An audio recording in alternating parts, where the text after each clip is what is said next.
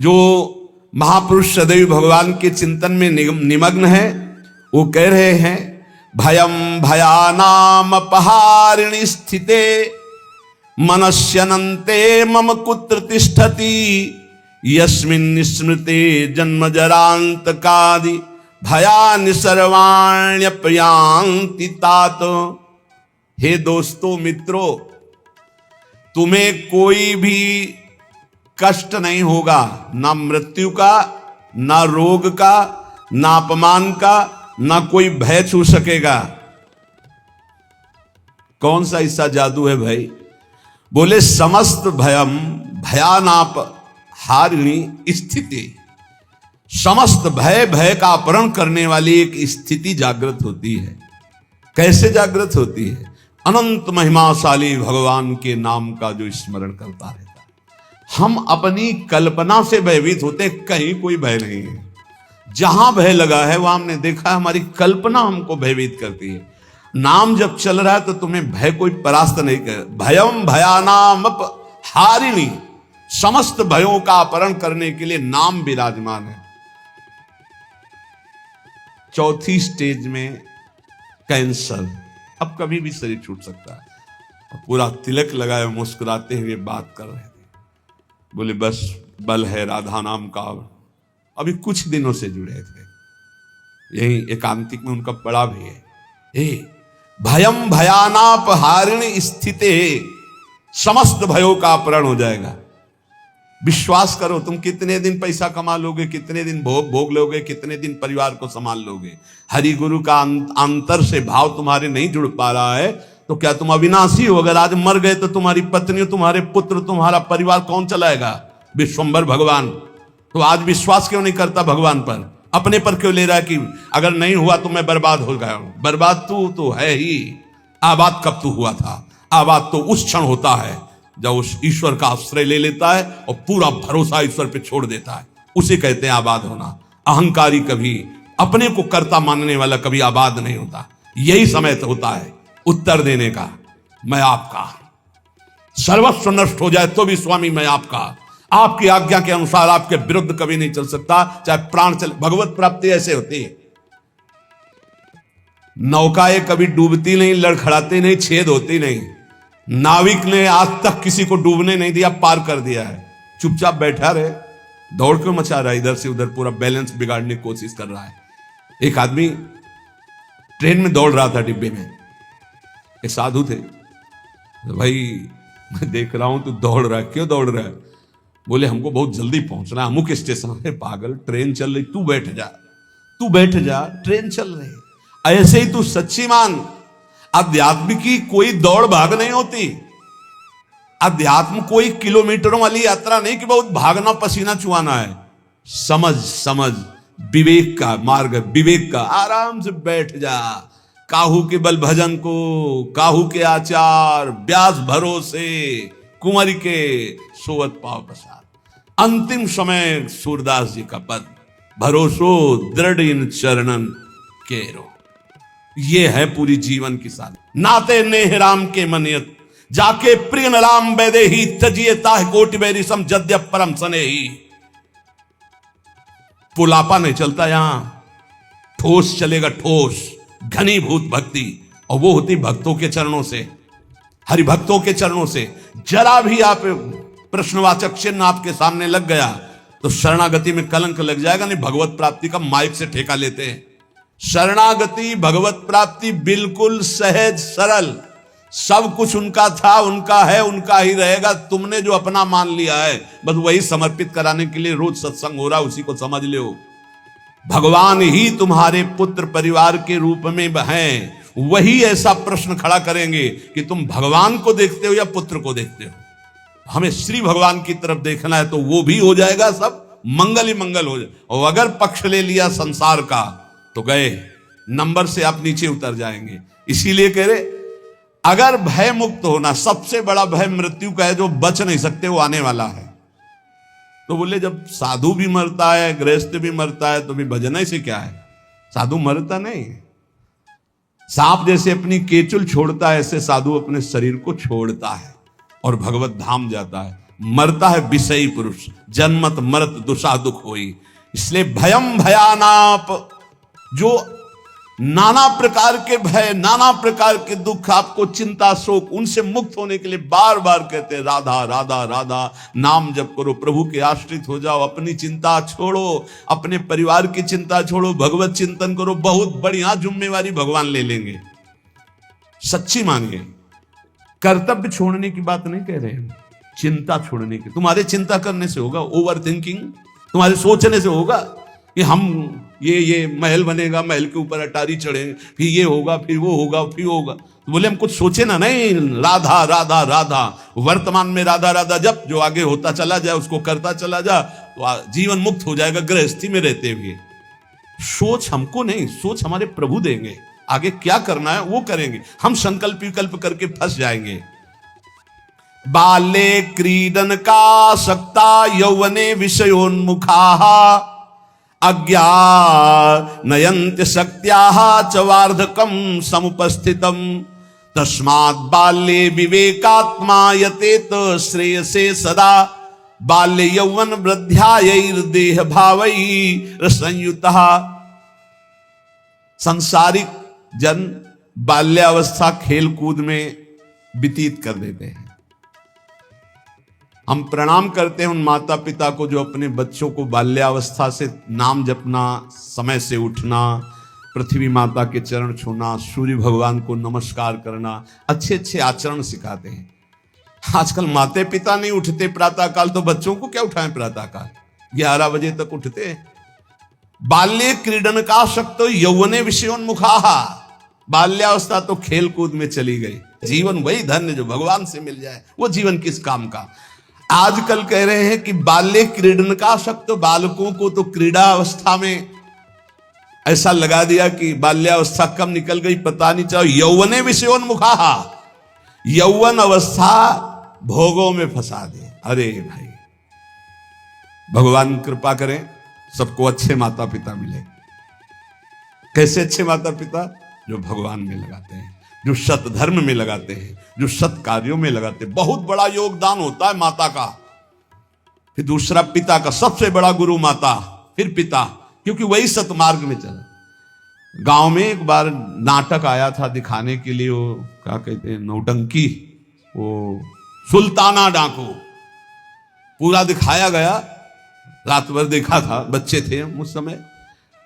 तो जब उसको फांसी की सजा दी गई तो उससे पूछा गया तुम्हारी अंतिम चाहत क्या है? वो हम पूरी जिंदगी भर ध्यान रखा। बोले हमारी माता को हमसे मिला दो। माता को, जे ही माता मिलने आई तो गले लगे और दांत से पूरी नाक काट ली माता ने। तो आप ईश्वर ने पूछा ये क्यों किया?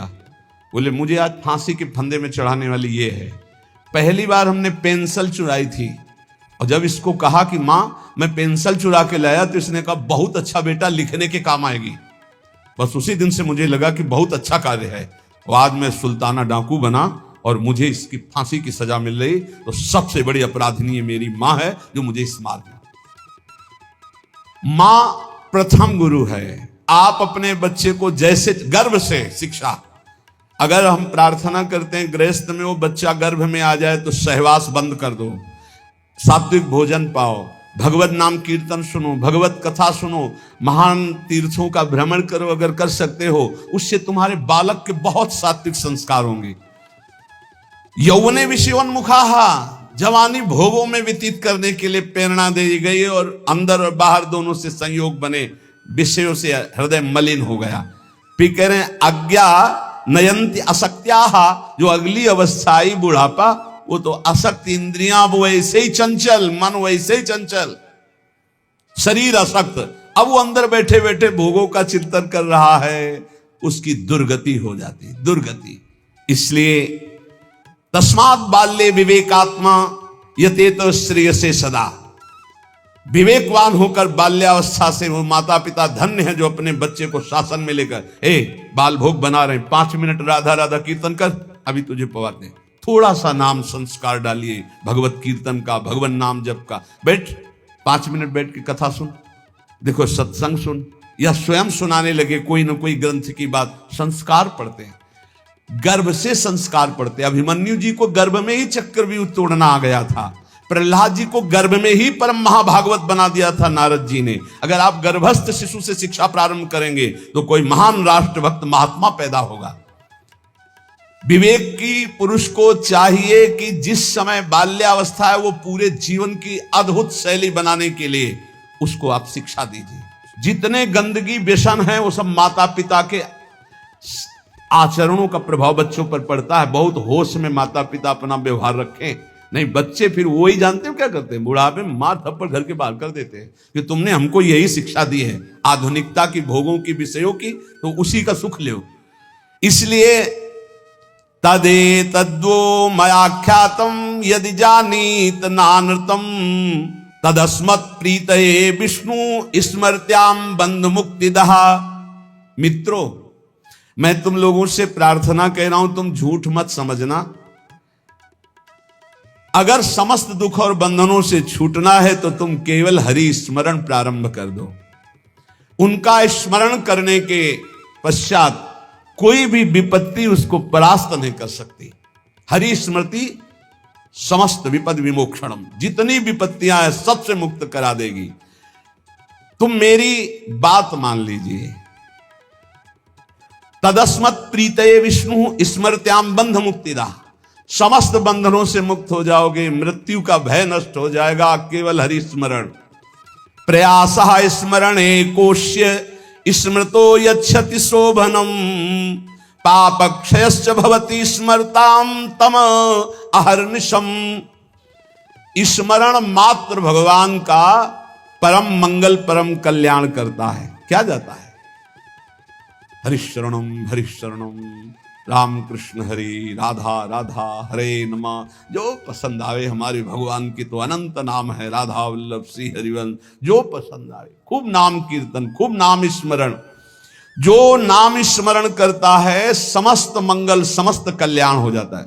अब आप बहुत ध्यान यहां दीजिए, नाम स्मरण प्रारंभ करेंगे तो दो प्रक्रियाएं होंगी।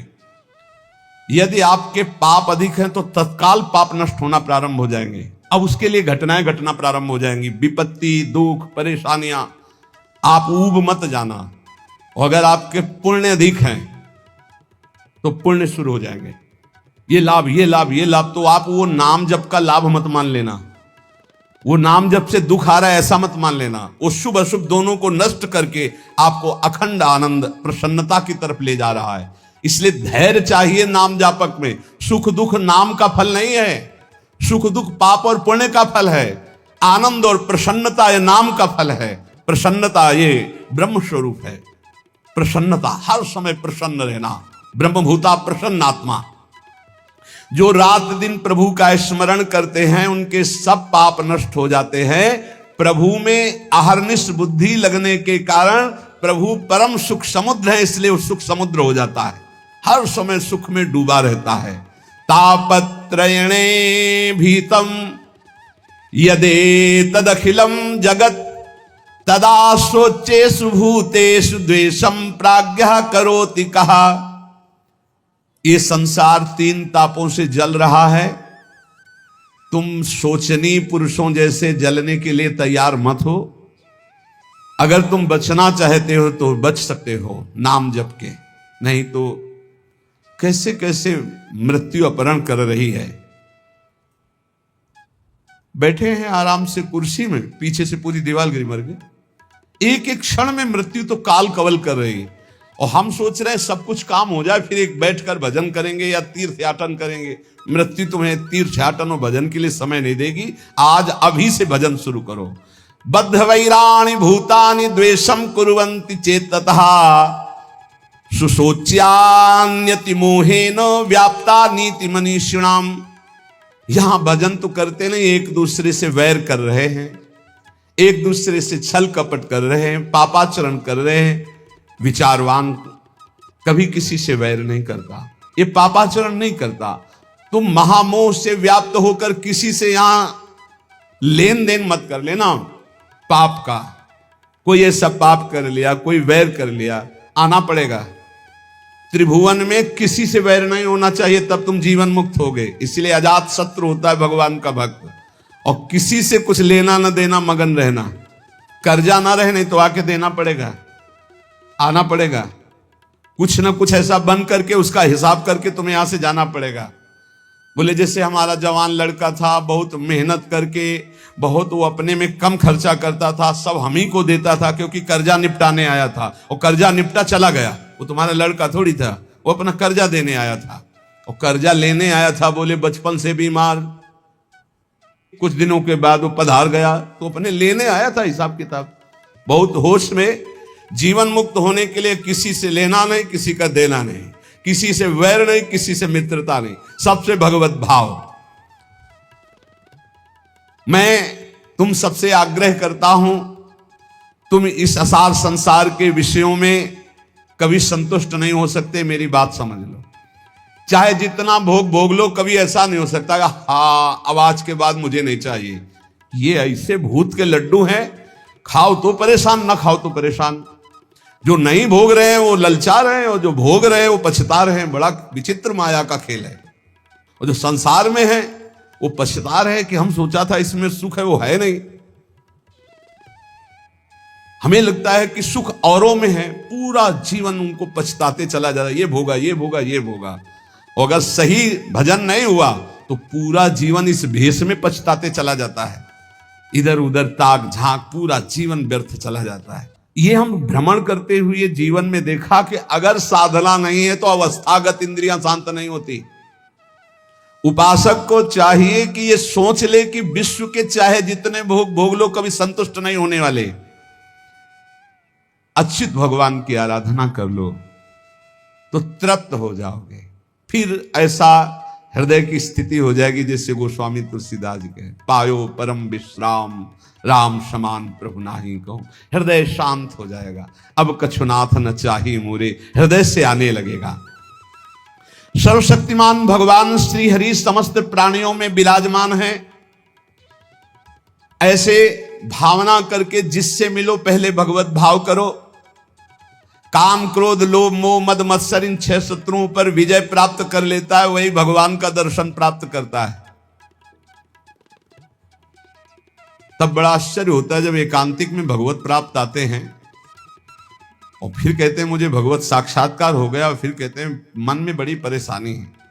घर के लोग हमको बहुत विरोध करते हैं कि कौन सी भगवत प्राप्ति किए हैं जो शास्त्र में कहीं नहीं है। आजकल ऐसे भगवत प्राप्त हो रहे हैं ज्यादा, शास्त्र में कहीं नहीं है। बच्चों, कहीं नहीं शास्त्र में, ऐसी कोई शास्त्र में प्रपंच नहीं है, कोई प्रपंच नहीं। शास्त्र केवल भवबंधन के मुक्त करने के लिए ये साधनाएं बता रहा है। ये छोटी मोटी सिद्धियां घास फूस की तरह है, घास फूस की तरह है। तुम इसको बहुत बड़ा समझते हो, तुम्हारा ये नाम है, तुम वहां से आ रहे हो, तुम ये बहुत बड़ी बात थोड़ी है। 2 4 6 महीने तुम्हें नियम से हम बता दें, वैसे रहो सात्विक आहार करके। अगर आपके अंदर ना आने लगे तो हमें बताना। जीवन में कभी मदिरा जबान में ना रखी हो, मांस कभी खाया ना हो, ये अंडा मांस मछली, केवल ये तुम्हारे जीवन 6 महीना में तुमको हम बता देंगे कि जिसके मन की बात चाहोगे उसके मन की जान लोगे। तुम खेल समझते हो? मंत्रों में इतनी सामर्थ्य, पर पवित्रता, पवित्रता, आप अपवित्र हो रहे हैं तो इसलिए कुछ समझ में नहीं आ रहा है। अपवित्रता पर्दा डालती चली जाती है। ये ढूंढी आश्रम में, शायद आप जानते हैं, ढूंढी आश्रम में बहुत सिद्ध महात्मा है। दर्शन के लिए भागे तो 9:30 बजे तक केवल दर्शन सुबह देते थे। अब गुरु आश्रम से चले तो पर विलंब हो गया, 10 बज गए हमें रास्ते में। बस माता जी का मंत्र एकदम स्मरण किया, हमारा जाना व्यर्थ नहीं होना चाहिए, हमें दर्शन होने चाहिए। आप सच्ची मानिए, अकेले महाराज जी बैठे थे। जो ही गए तो पहला शब्द था कि बोले आओ महात्मा इंतजार कर रहे हैं। उनका स्वामी जी बड़ी करुणा, बोले करुणा नहीं, तुम्हारी माता जी आकर के मुझे रोक लिया। हमारी माता जी? बोले हाँ हाँ, जगदम्बा जिनका तुम मंत्र पढ़ रहे थे। ऐसा मंत्रों में आप ये भवबंधन मुक्त करने, तापत्रेणाभिहतम यदे तदखिलम जगत। तुम क्या समझते हो? ये समझते हो कि ये छोटी मोटी बात? अरे एक ही समय में कई जगह उपस्थित हो जाना, पर्वत को भी छेद दे देना, विविध प्रकार की सिद्धियां, एक भी सिद्धि स्वीकार कर ले तो भगवत प्राप्ति नहीं होगी।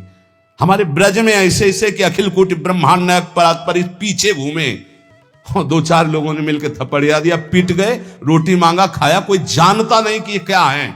और यहां जो कोई सिद्धाई दिखाने की कोशिश की तो सीमा के बाहर कर दिया गया है, सीमा के बाहर। यहां वो रहे जो प्रिया प्रीतम की सिद्धि में डूबे हुए हैं और कोई चमत्कार नहीं। सबसे बड़ा चमत्कार कि मन का परिवर्तन करके प्रिया प्रीतम में जिस वक्त दृष्टि गई तो श्यामा श्याम के प्रेम रंग में मतवाला कर दिया गया। भूलो मत, प्रिया प्रीतम की कृपा से ऐसे धाम में आए हो, ऐसे सत्संग को सुन रहे हो जिससे केवल भवबंधन मुक्त होता है। ये केवल भवबंधन की, ये तापत्रय विनाश आए उन सच्चिदानंद प्रभु का यश है जो काना में पहुंच जाएगा तो भगवत प्राप्ति निश्चित है।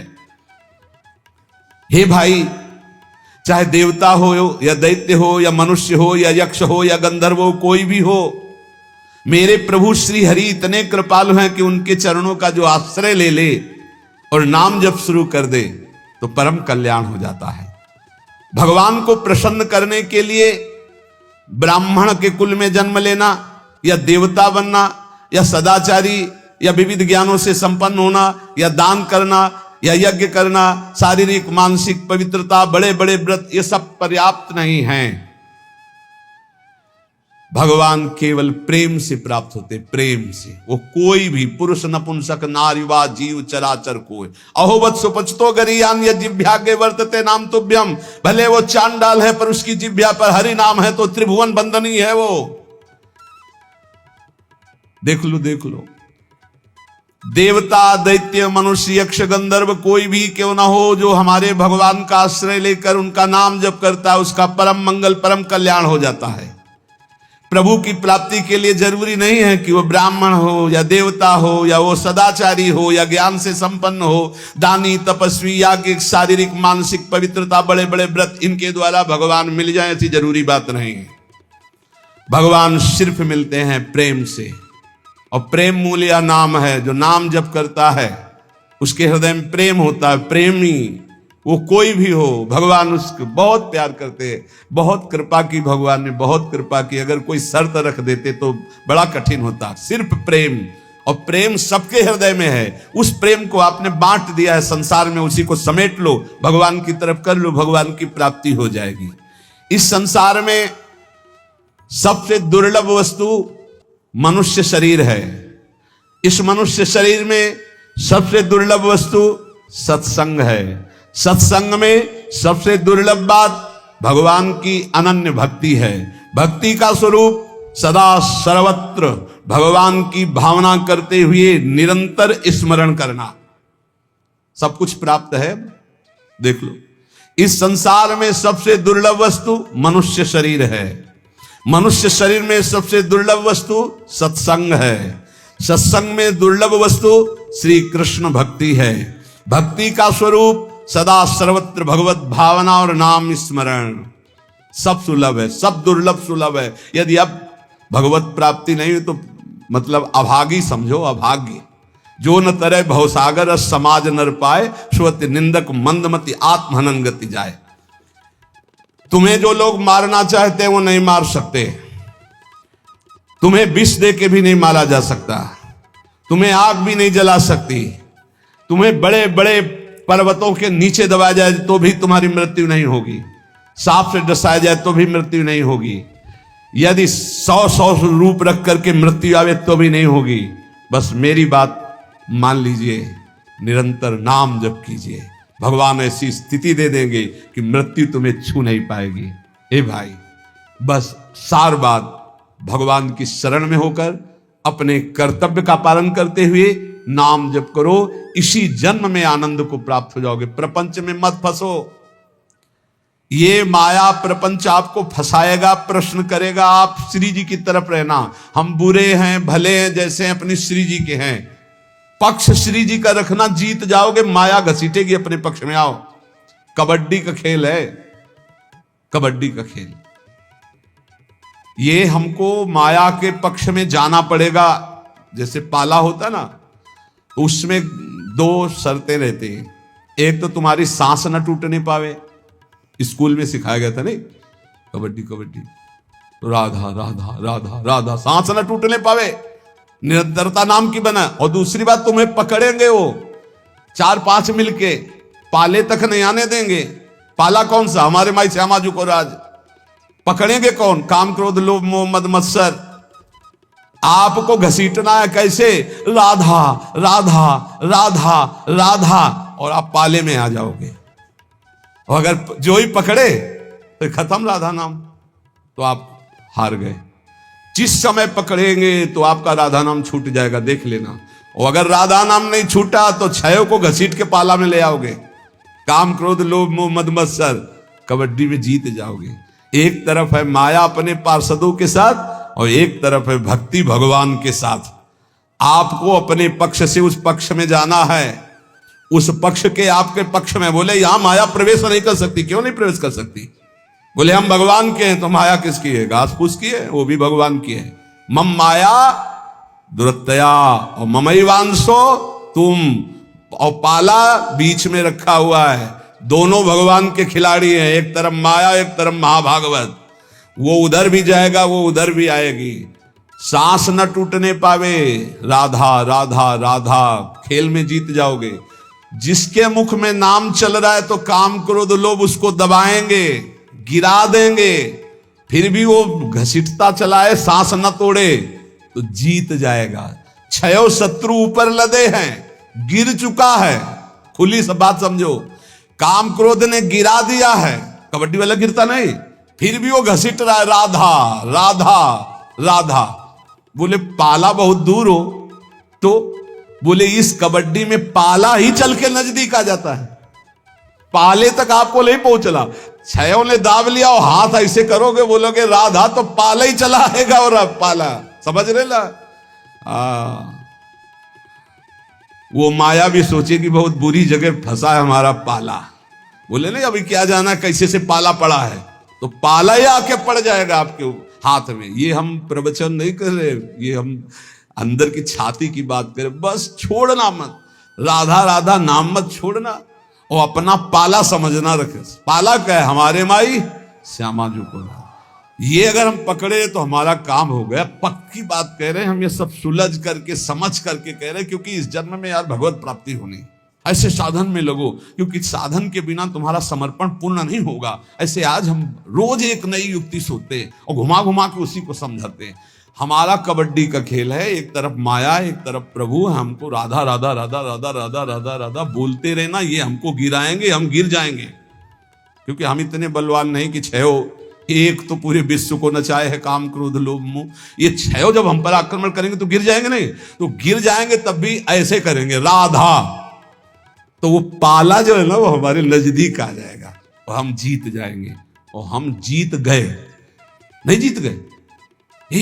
तुम्हें ऐसा नहीं लगता तुम्हें भगवत प्राप्ति होगी? सही बताओ, हृदय से बताओ, तुम्हें अच्छा नहीं, ये ऐसा अनुभव होता है कि नहीं कि तुम्हें भगवत प्राप्ति हो जाएगी, तुम्हें इस जन्म में श्री जी मिल जाएंगी? होता है? अरे जोर से बोले यार। हाँ, ये श्री जी के बल से कहते हैं हम, अंदर नहीं आता। अपने तो हर समय ऐसे उत्साह रहते, जैसे किसी का विवाह होना हो ना, तो कैसे नहीं फूला फूला घूमता है कि ऐसे हमको लगता है कि हमारा श्री जी के पास जाना है, श्री जी के पास जाना है, श्री जी के पास जाना है। कौन सी श्री जी? जिनके पास आए तन मन के बिछुरे लई वे चाह बढ़े दिन रहे।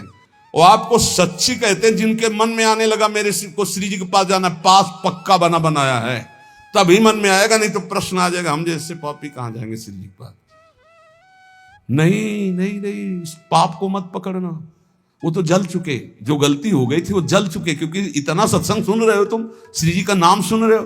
अरे सत्संग, एक बार जो सत्संग सुन लिया बहुत बड़ी बात हो गई। ये सत्संग है, ये भगवत आराधन है।